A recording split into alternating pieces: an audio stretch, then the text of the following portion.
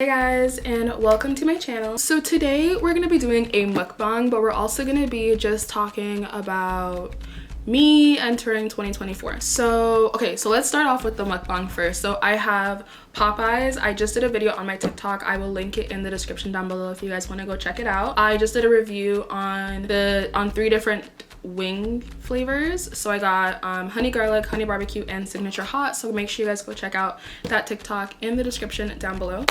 Okay, so let's get into the video. Okay, so today is December 30th, and this video is just going to be talking about me entering the new year and what I'm looking forward to in the new year and the things that I'm trying to keep behind in 2023. Okay, so don't mind me, I'm gonna be eating. Sorry. So they didn't want to give me no damn sauce.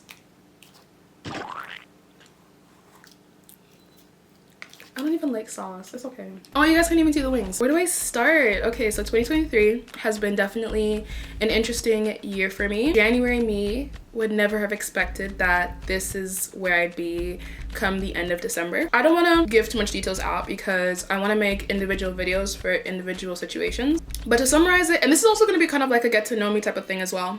So to summarize it, I started off the year in a really good space. January me, I was in my final semester of university. I don't know, I was just having a really good time with my life. I was doing my placement for school. I am a social work graduate, so I graduated in June. So yeah, January me was in school for social work. At the same time, I was doing my placement for social work. It was at a youth homeless shelter, and life was really good. At the time as well, I was also in my party girl era. So yeah, little old me used to be at the club almost every weekend, maybe 2-3 times a weekend. It was great. It was really great. I was thriving. And then by March, I went to Montreal for my birthday. That trip was amazing. I absolutely loved it. I think I have the video up, or I will post it. I don't know, but I know it's edited, and I know I watched it edited, so I'm gonna post it if it's not posted already. That trip was amazing. I absolutely loved it. I love Montreal so much. If I could speak French, I would move there in a heartbeat. Yeah, so I finished school. I didn't go to my graduation just because my university, most of my university experience was during COVID, which was online school. I never made any friends during university. I didn't have really like the best university experience. So I just didn't feel like, almost like I didn't deserve a graduation. I don't know. Looking back at it now, maybe I just didn't feel like I deserved it, but it never really hit me that I was in university until that semester, my winter semester. So the idea of going to graduation it wasn't for me. I don't know, life went on, summertime was lit. What happened during the summer? Just clubs, day parties. Yo, I love partying so much. The fuck is this? I love partying so much. I love the club. I remember I went to a day party with my cousins, and we were just chilling. Next thing you know, my cousin is pulling my hand. I'm like, yo, where are we going? Oh, some guys are inviting us to the booth. I said, say less. I will never, ever, ever complain about being invited to a booth. So we are in a booth, and so first we're standing like, this is the booth, and then we're standing on the other side. Like, this is the couch, and then the other side is just the floor. So we're standing there, we're dancing, whatever. The guys are like, yo, you guys can come sit, you guys can sit. Say less. But my ass is I'm so drunk. So I'm like sitting on this part.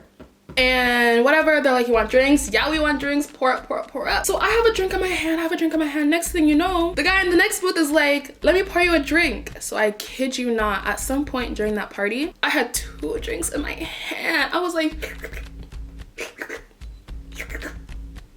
I was having a grand old time. Loved it. I went to Caravana. Caravana was okay. I went to Afrofest. Afrofest was okay. Just okay. What else?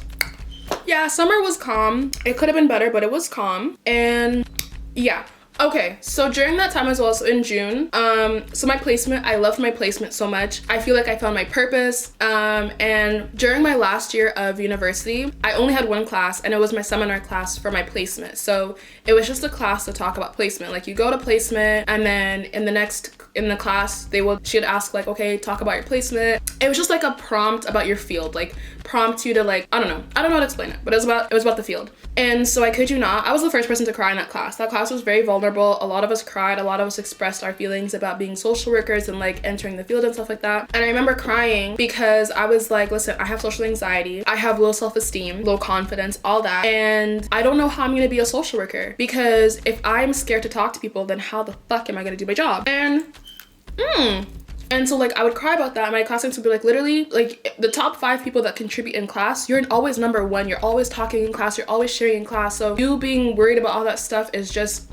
leave it at that. I remember someone, I don't know if it was the professor or a classmate, was telling me like, at the end of the day, you don't find your clients find you. Even if you don't talk that much, even if you're shy, even if you're anxious, who cares? There's gonna be clients out there that, okay, yeah, they may prefer the loud, outgoing social worker, but there's gonna be clients out there that prefer a more calm social worker who maybe doesn't talk as much but is a really great listener. And so she's like, whoever was like, you know, just leave it at that. Like I think in social work, what's that thing called? Imposter syndrome is very common because you're always trying to work to be like the best social worker, and sometimes you just need to not worry about being the best social worker and just be the best version of yourself. So I took those advices and I just kind of continued my placement as is. And towards winter, like in winter semester, once in a while the supervisors would be like, yo, are you gonna apply? Are you gonna apply? Like you're phenomenal, you definitely have to work here, da da da, we love you, da da da. And they were like, if we were capable of hiring you, we'd hire you right now, but you have to go through HR, you have to go through the whole thing. And so by April, I finished my placement there, I applied, and on June 5th, I got hired there.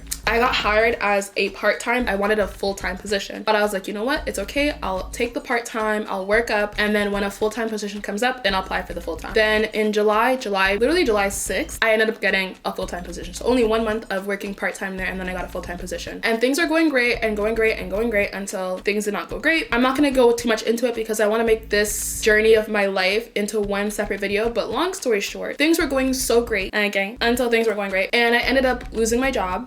So I lost my job on November 30th. I'm not gonna cry. But yeah, I ended up losing my job November 30th. And I think it's, first of all, I think it's a growth that I can even talk about it and not feel sad or feel the type of way or even cry. Because when I was called into HR and I was given the news, I tell you the first 2 weeks of that was terrible. I wasn't eating. I was just in bed, like serious bed rotting. I would just cry all day, be very sad. There'd be a lot of guilt and shame and self-deprecation. Like I would just be so hard on myself. And so today marks 1 month of being unemployed, and it sucks because it's like you worked at a place that you really liked. You worked at a place that gave you a serious confidence boost. I came from not being sure of myself in the field to being like, okay, I can do this, like, you know, and then kind of associating your worth and value to a workplace that maybe didn't see, acknowledge, or appreciate that. It sucked, and it still sucks, but I have taken that opportunity and that experience and I've learned from it, and now I'm just job hunting, and hopefully in the new year I get a phenomenal job. So that video will be a separate video of just like how it feels to lose a job and going from there, because I was never the kind of person to lose a job. I've had like 5 jobs before this one, and I've always been like the top employee. Like I've always been like a supervisor or just like always in good standing. So when I was called into HR and, you know, put in that position, it definitely took me aback. So yeah, so that marks my 2023. What's in store for me in 2024? I am doing a weight loss journey, but I choked on the spice.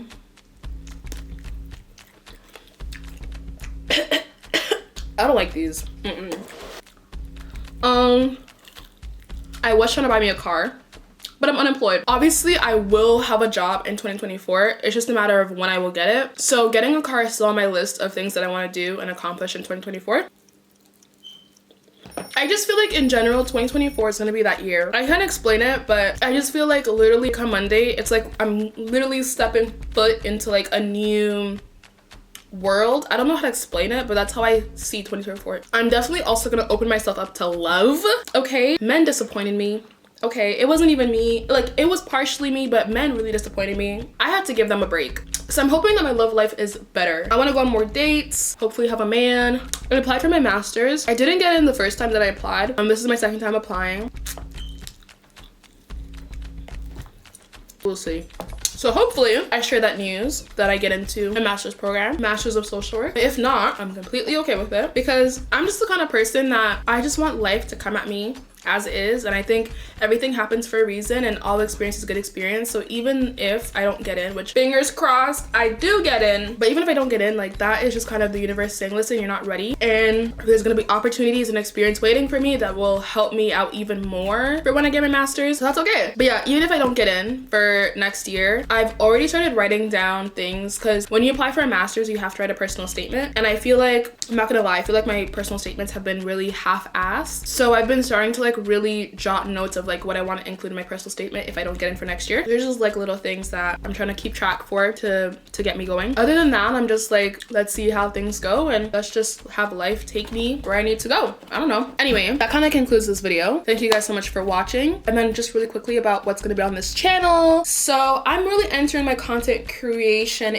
era, and I'm gonna be posting whatever the fuck I want to post. No niche, no nothing, just like whatever. So vlogs, mukbangs, talking videos. My page is called Diary of a Goofy Gal, which is also my TikTok if you guys want to check me out. Link in the description down below. But yeah, my page is called Diary of a Goofy Gal. Most of the videos that I want to post on my page are gonna be really me talking about my life. I'm on a healing journey. The other day I realized that I have a lot to heal from. A lot of childhood trauma that has made me be who I am, and while I'm thankful, I also need to unlearn a lot of things. So I'm gonna be, you know, taking on my journey, and sometimes I won't always look this beautiful. Like sometimes I'll look a hot mess, and sometimes I just need to turn on the camera and talk, and you'll get really funny, entertaining videos, and then some other videos are just gonna be like literally me pouring my heart out. I'm an only child, y'all. I'm lonely. I ain't got friends. So if I need to talk to somebody, I'm gonna turn on this camera and I'm gonna talk my heart out.